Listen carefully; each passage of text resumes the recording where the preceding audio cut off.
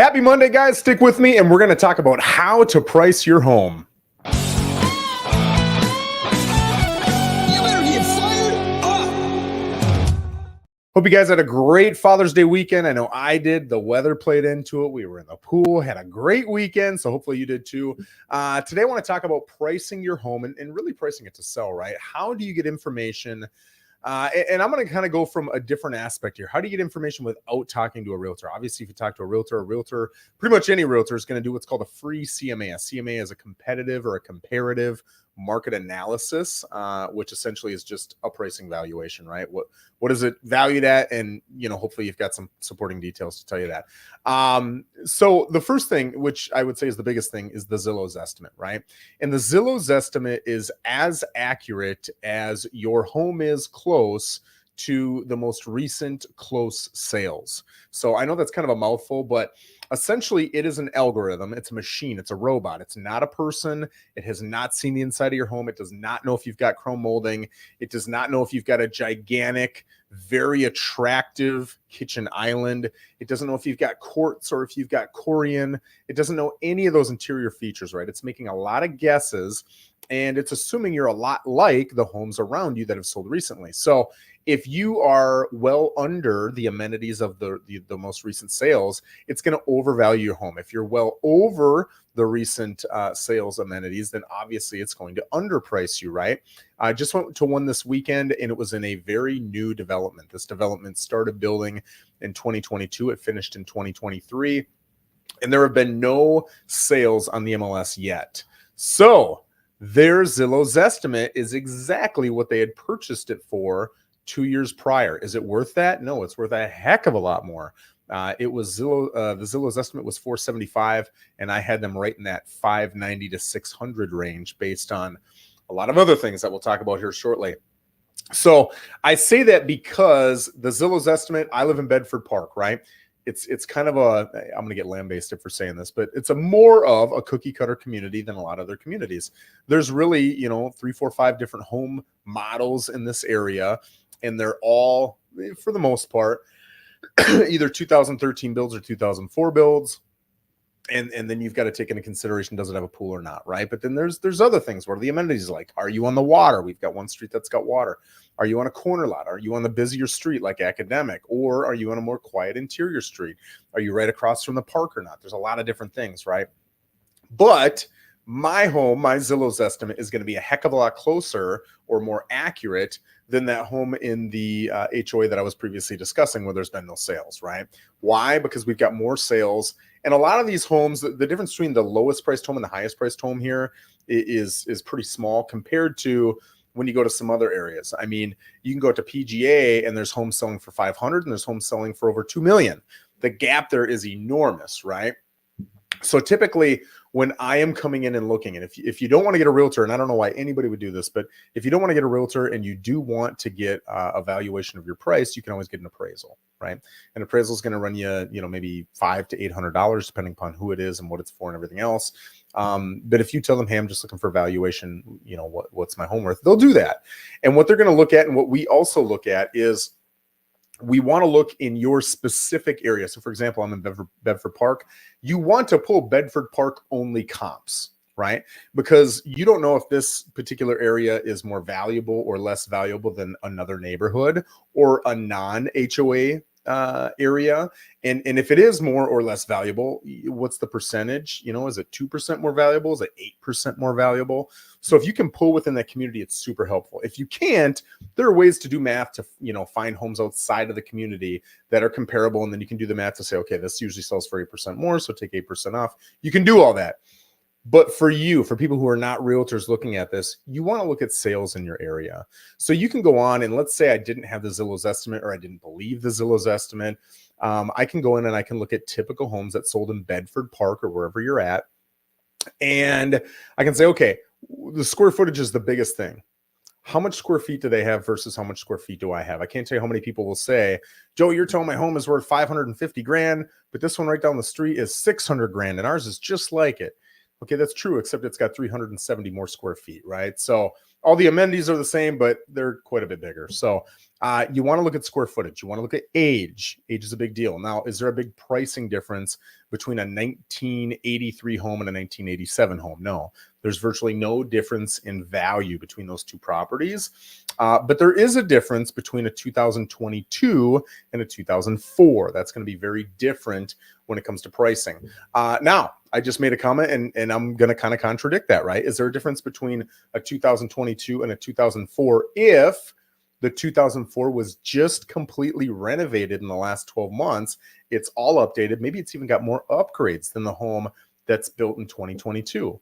Well, then I'd rather have the listing from 2004, right? It's going to be more valuable because it's just as updated, right? The only thing older is the bones of the home, which you can't see. And it's, in fact, possibly in this example, got more amenities. So there's a lot of different things to consider, but really go through. I'll tell you too, you're going to have a bias. As a seller, if I go into 10 appointments and tell people a price, 9 out of 10 are going to tell me how special their home is, how amazing their home is.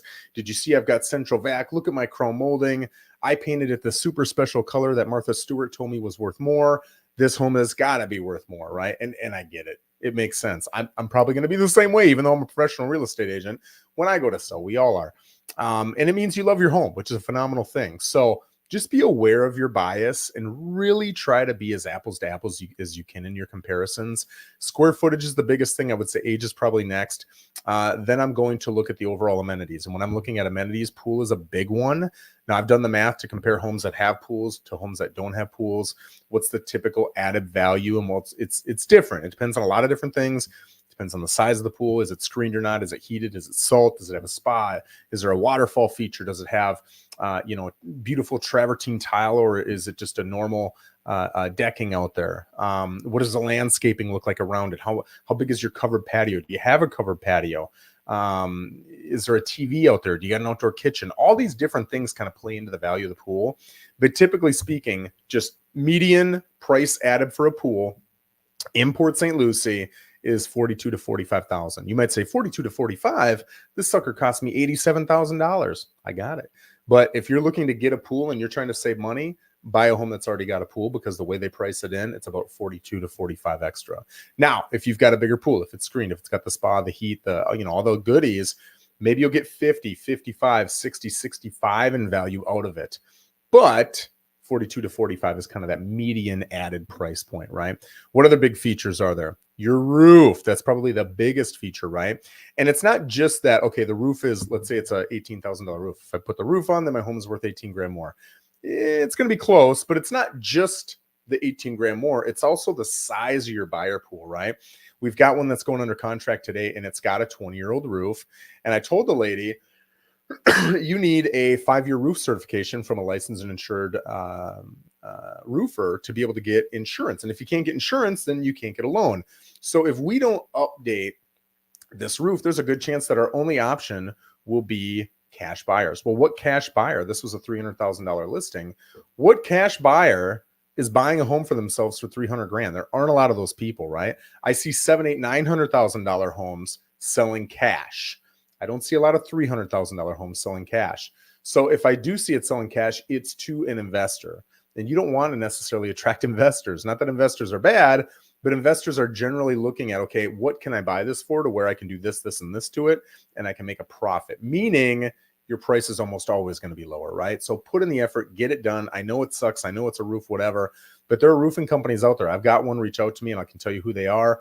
You can put 20% down on the roofing price now. They'll start pulling the permit. You put another 20 down when you get the buyer, and the buyer gets to pick the roof color, and then you pay the other 60 at close. That's a pretty sweet deal for any seller who just doesn't have a lot of cash until closing. Okay, now you only got to come up with 40% and you're in a decent position. So those are options for you too, but that roof matters, right? Because if you've got a buyer pool this big and all of a sudden you say, hey, we are only taking cash buyers, your buyer pool gets a lot smaller. So now the amount of offers, showings, the level of offer, right? How much you're getting in price, the terms, all of that are going to be a little bit more challenging to deal with. So the roof is a big deal. What else is a big deal? Your flooring. People in Florida, for whatever reason, do not like carpet, right? I'm from the Midwest, so we loved carpet, especially in those cool winter mornings. You don't want to step out on nice, cool tile. You want to step out on warm carpet. In Florida, they say, forget that noise, man. We want tile. Seems to be the most saleable. Wood, I would say, is probably next saleable. We've got a lot of really nice luxury floorings now, the laminates, the vinyls that look really nice.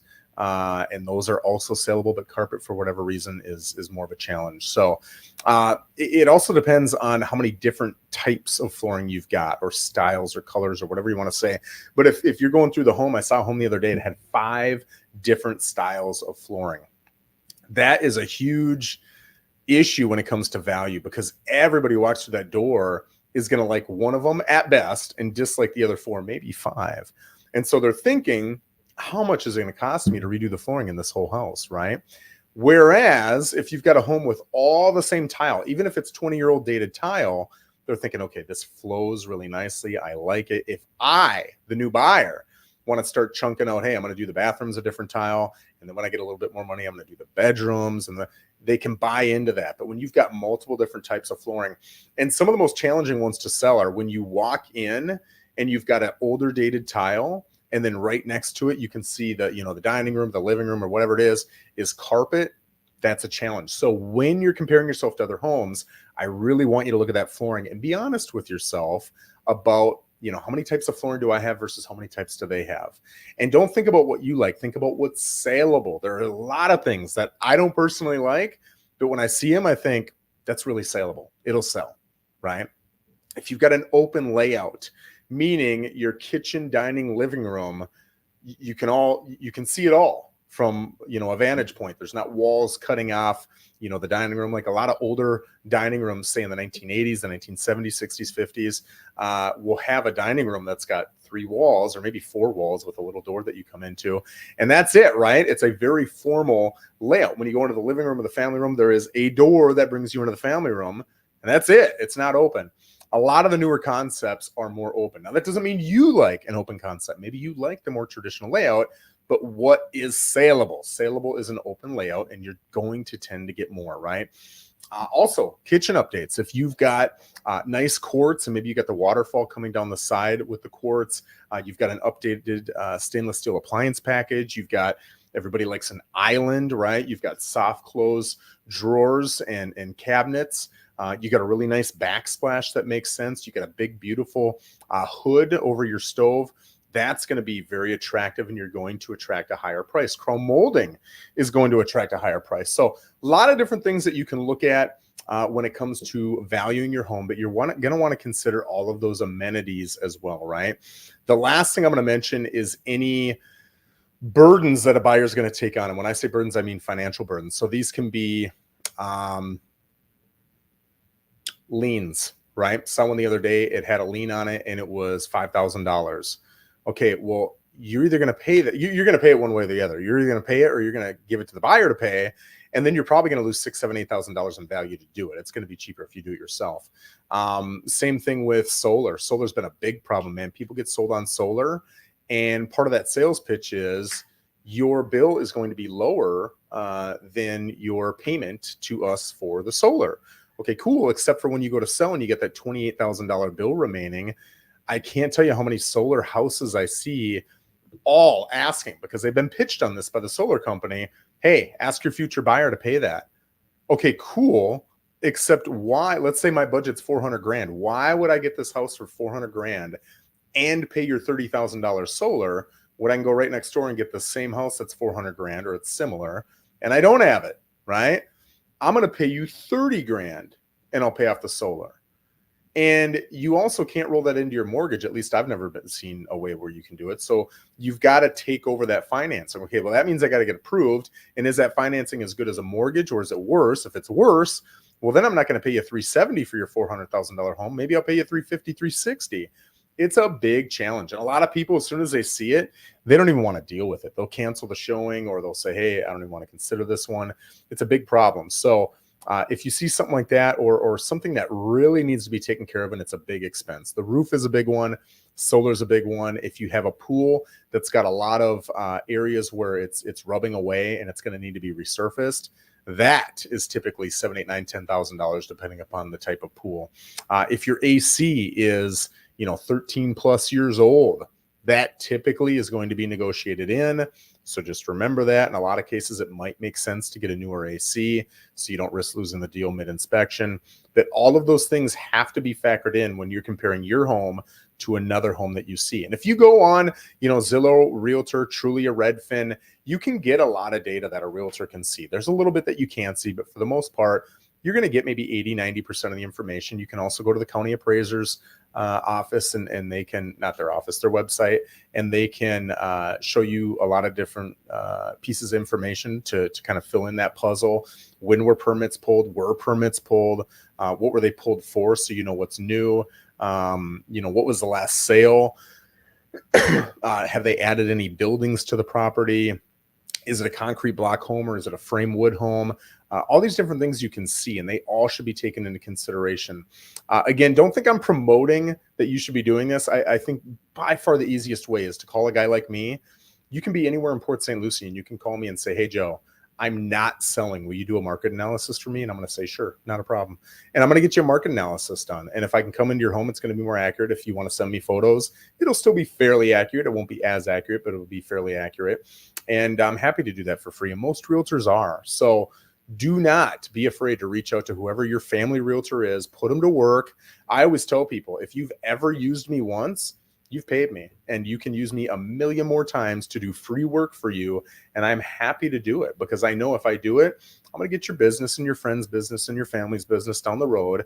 And that's what I want, right? I want to be the family realtor. A lot of these guys have that mentality. So if you've got a family realtor, use them, right? They want to educate you. They want to make sure you're making good decisions. So there are not a couple. There was a super confusing, complex discussion about how to value your property.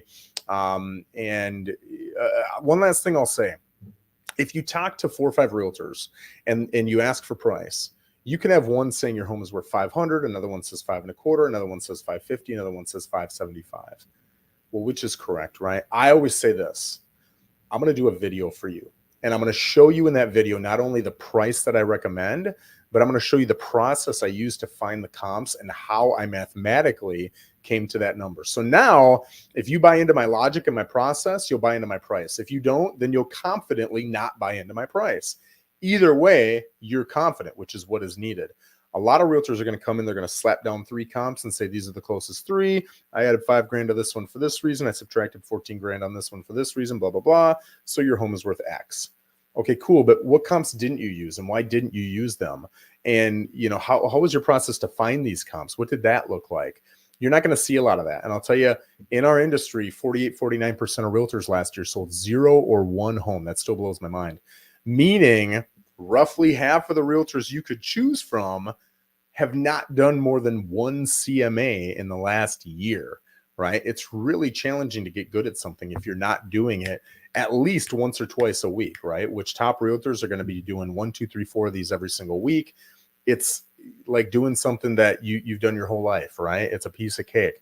If you're only doing it once a year, it's going to be really challenging, and it's probably going to be inaccurate. If you're seeing that in different realtors, absolutely ask them to see the process they used to get the comps that they're using. Guys, hopefully this was helpful. Thanks for joining me. Have a wonderful Monday and an even better rest of your week. Take care.